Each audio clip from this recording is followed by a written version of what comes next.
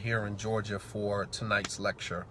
So I figured, I would take a moment while I'm sitting here waiting for him to come out to just kind of explain the last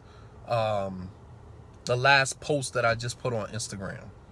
My post that I just posted on Instagram says that if you ever find yourself caught in the crossfire between an individual at war with himself or herself, kindly remove yourself from that. Kindly remove yourself from the situation before you end up someone else's casualty. You end up a casualty of somebody else's war with themselves. It has nothing to do with you. They are at war with themselves, and you are going to end up becoming a casualty of their war. You understand? Do not become a casualty of someone else's war with themselves. So let me explain. This could be, for example, a husband and wife, boyfriend and girlfriend, man and a woman in a relationship. All right, so let me start with the man first. The man is at war with himself. What do I mean by that? Along your journey to maturation, along your journey to maturing, right, you are at war with yourself. The old you versus the new you. So as you are maturing, the old you, the new you is trying to replace the old you. You follow me? That is the war. That is the internal war that is going on between an individual and themselves. The old you is trying to replace the new you. So while you are in that process of trying to replace the old you with the new you, that war that you are in between yourself, right? You have your wife and your girl, you know what I mean? Like you have, you have somebody taking this journey along with you. Some unfortunate soul. So while the man is cheating on his wife and then he realizes cheating is bad or whatever the case, but your wife is along for the journey, along for the ride. She has to take that ride with you until you mature, right? They got to take that ride with you until you mature. So the woman is just kind of caught in the crossfire. This man is trying to find his journey to maturation, and the woman is just along for the ride. She's a casualty of his war with himself. Let's give another example. A man is in a relationship with a woman. She's never had a father. Her father has never been around. She doesn't know how, right? She doesn't know how to treat a man. She doesn't even recognize when a man is actually a good man. She doesn't even know. So until she reaches the point where she has matured and understand the value and begin to value men or the man that is in her life, until she does that, he has to tolerate the disrespect. He has to tolerate the dismissive behavior. He has to tolerate, all of that. So he's now a casualty in her war with herself. You guys follow me? He's a casualty of her war. So there are many of us right now who are in pain because we have been casualties of someone else's war with themselves for the longest time. We stick in there with the person because we see the person's potential. We say to ourselves, I know this person can be better than this. I know this person has the potential to be, but as you're in there with it. You're in there with them. And in some instances, the war between the individual and themselves sometimes is just too overbearing. It's too overbearing. And sometimes you got to remove. I'll catch up with you later. All right. When you mature, when you finally reach a destination of maturation, you understand, I'll catch up with you then. But if I stay in this situation with you, I am going to be a casualty of your war, and I'm going to be no good for anyone else. You understand? I'm going to be a casualty of your war with yourself, and I am not going to be any good for anybody later on in my life. So sometimes you got to remove yourself from that, or you're going to end up being somebody's casualty. You're going to be a casualty of somebody else's war with themselves. And it's unfortunate because it happens all the time. Even with parents, and unfortunately with children, they have to, many of us are children of parents who were at war with themselves. Many of us are products of that right now. Your parents had you at a very young age. Your parents were very immature, your mom or your dad, and they did the best, they working with what they had, right? But the parents, because they didn't understand about, the details of parenting, right? They had their own lives that they had to, manage along with you. You understand? And so you become a casualty of your parents' war with themselves. If she's a single mom or a single dad, right? You become a casualty of their war with themselves. And now you got to grow up having been traumatized by a young parent, who never took the time out to understand what parenting is all about. You become traumatized by an older parent who didn't take the time out to understand, that raising children in today's time is different than, 20, 30 years ago.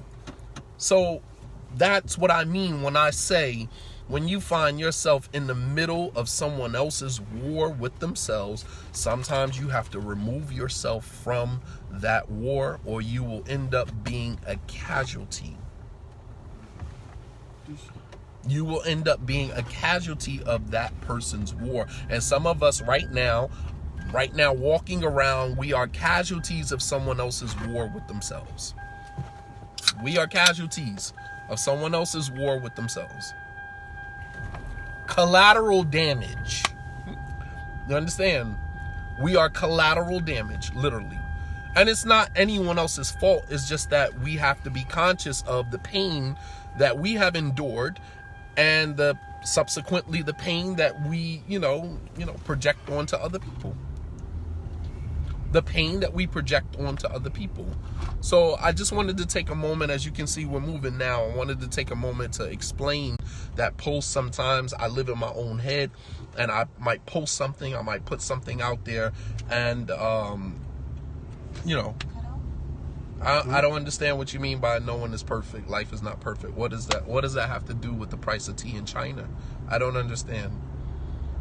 We're not talking about anybody being perfect. We're talking about recognizing where a lot of our pain and our trauma comes from. That's what this is all about. You might be in pain right now simply because you are a casualty of someone else's war. And when they are at war with themselves, it has nothing to do with you. You are just collateral damage. You're there for the ride until you are smart enough to realize what's happening. Yeah, everyone has pain and trauma, but the difference between everyone having pain and trauma is that some people recognize their pain and trauma and the origin of where it comes from, and so therefore they are more equipped, right, to remedy the pain and trauma that they are. And some people just wallow in their pain and trauma, and they do exactly as you say. We're all in pain at some point, and it's okay, but you ain't got to wallow in it. You don't have to pass it on and project it onto other people. What happens when both spouses recognize they are both at war with themselves? Serial divorces? I don't know. It all depends. It all depends. Everybody is different. What is all of this? Some jogging, marathon. Right. We're talking about recognizing and realizing what is actually happening.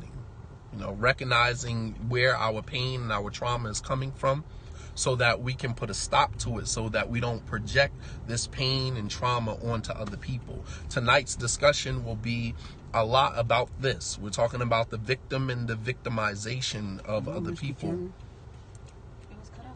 Some live to inflict that pain upon those close. Well, the thing is that when a person is in pain, do they know anything other than, pain? Would a person who doesn't understand the origin of their pain and where it comes from, would they know anything other than to put pain onto other people? Sometimes it's not intentional. Sometimes when people inflict pain on other people, it's not intentional. They don't even know they don't even know that they're in pain. They don't even know where it's coming from. So sometimes it's not intentional. Sometimes it's just, I don't even realize where my pain is coming from. Sometimes it takes seeking therapy to heal the pain and trauma and not being in denial about it. Absolutely. Absolutely. Absolutely. So, it's very important for us to begin, taking time out to do some introspection about ourselves, what we are going through, why we are going through what we're going through, and the type of experience we are giving other people who are around us.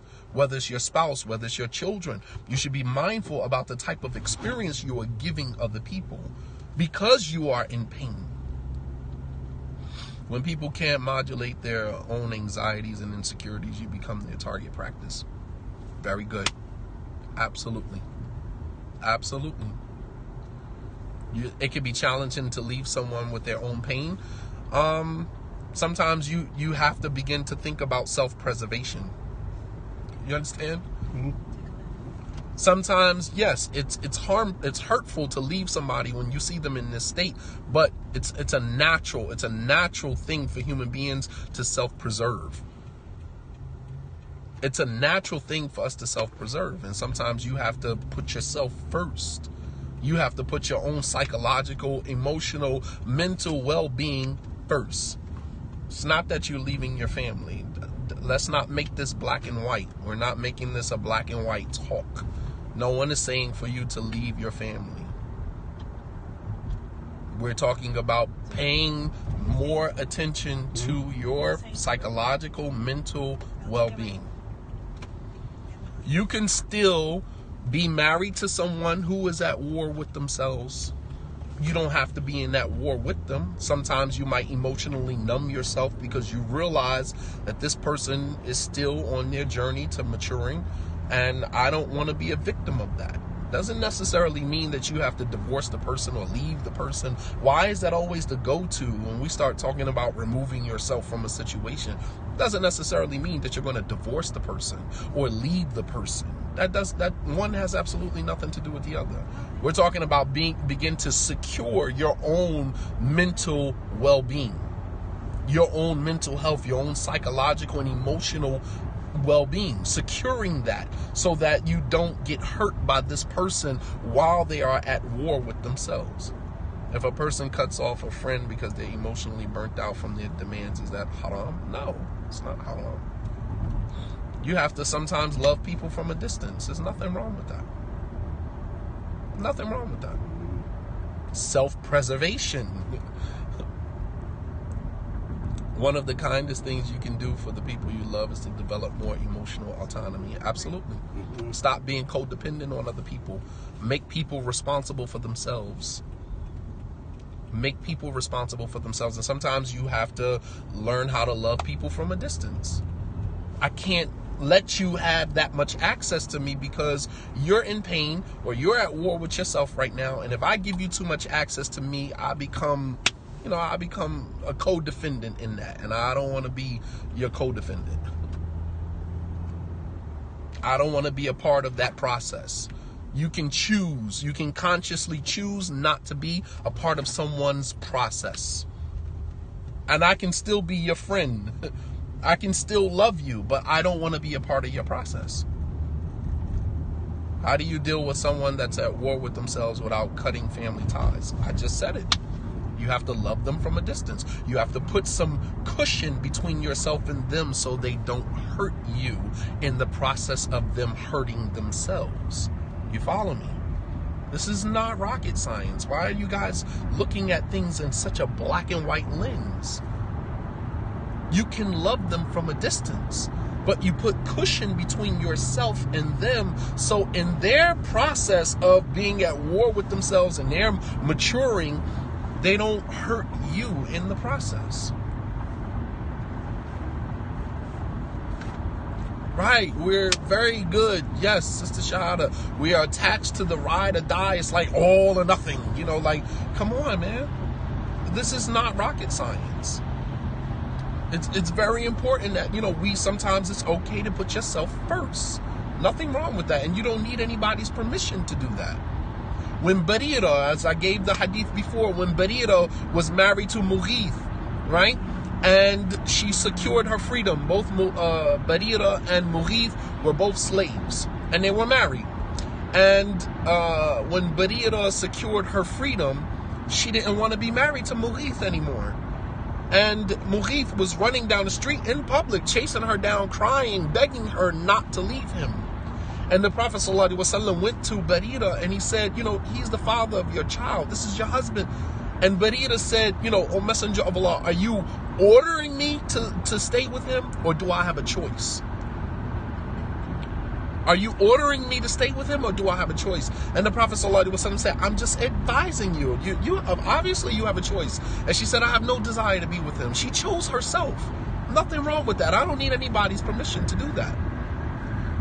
And I can still be your friend even though I've chosen myself. I put myself first, right? That doesn't mean I'm not your friend anymore. Doesn't mean that I don't love you anymore. Why do we associate love and good companionship, good camaraderie with other people with allowing people to, walk over top of us? That's not love. That's not companionship. That's not friendship. One has absolutely nothing to do with the other. I can still love you and not let you, infringe on my life. I can love you and still put some distance between myself and you so you don't take me down in your war with yourself.